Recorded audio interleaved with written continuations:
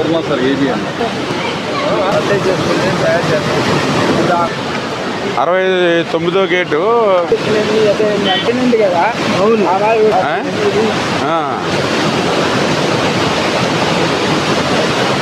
ప్రస్తుతానికి ఇబ్బంది ఏమీ లేదు కదండి. ఇప్పుడు మన గేట్ ఇప్పుడు దిగేది ఇది దిగిపోద్ది. ప్రస్తుతానికి రేపొద్దు లేపాలన్నప్పుడు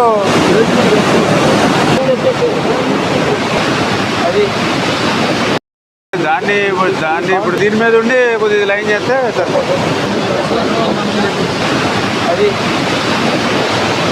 అది ఇది రెండు ఇంకోటి మొత్తం 3 ఉన్నాయి.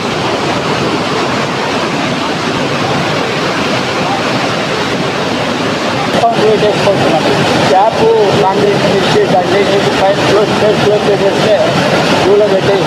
అది మరి తర్వాత ఇంకా పర్మనెంట్గా ఇప్పుడు మీరు కోఆర్డినేట్ చేసుకోండి. అప్పటికి ఎల్లుండికి మన గేట్లు లెక్కించి ఉంటాయి, అది కూడా తగ్గుతుంది. కాబట్టి ఆ పడవలు లాగించే పని కూడా ఇంక ఎల్లుండి పెట్టుకోవాలండి బయట. ప్రకాశం బ్యారేజీ అంటే ఇది తెలుగు జాతి ప్రజల ఆస్తిది.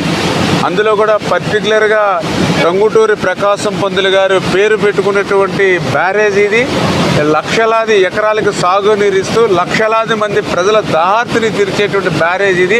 అందుచేత ఇటువంటి బ్యారేజీకి నష్టం కలిగించేటువంటి ఏ ఒక్క చిన్న చర్య కూడా మానవుడు అనేవాడు ఎవరు కూడా తీసుకోకూడదు. దేవుడు కూడా అటువంటి పని చేస్తే క్షమించాడు. అందుచేత ఆ విషయం మీద కూడా మేము తర్వాత ఆలోచన చేస్తాం. ముందు ఇమ్మీడియట్లీ జరిగినటువంటి ఇబ్బంది ఏదైతే ఉందో దాన్ని క్లియర్ చేసి, ఒక పడవ అయితే క్రిందికి కొట్టుకుని పోయిందని చెప్తూ ఉన్నారు ఆ గ్యాప్లోంచి. మిగిలింది కూడా ఏంటనేది కూడా మనం ఎంక్వైరీ చేసుకుని దాన్ని కూడా పడవల్ని తీయడానికి కూడా ఏజెన్సీని కూడా ప్రమోట్ చేసుకుని ఇప్పుడు ఆల్రెడీ 11,40,000 క్యూసెక్ల వరకు కూడా ఇప్పుడు వాటర్ ఫ్లో ఉంది. కాబట్టి రేపటికి కొంచెం తగ్గుముఖం పడుతుంది, ఎల్లుండికి ఇంకా తగ్గుముఖం పడుతుంది అనేది మాకు ఉన్నటువంటి ఫోర్కాస్ట్ ద్వారా అంచనా ఉంది.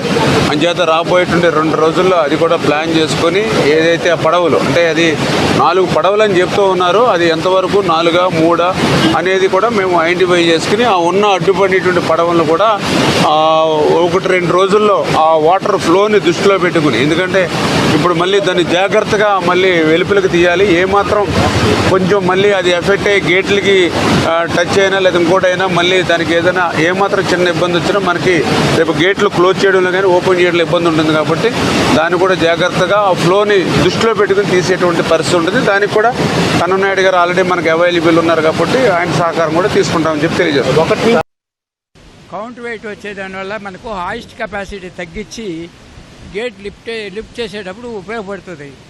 అది లేకుండా మనకు ఇది గేట్ ఆపరేట్ చేయలేము.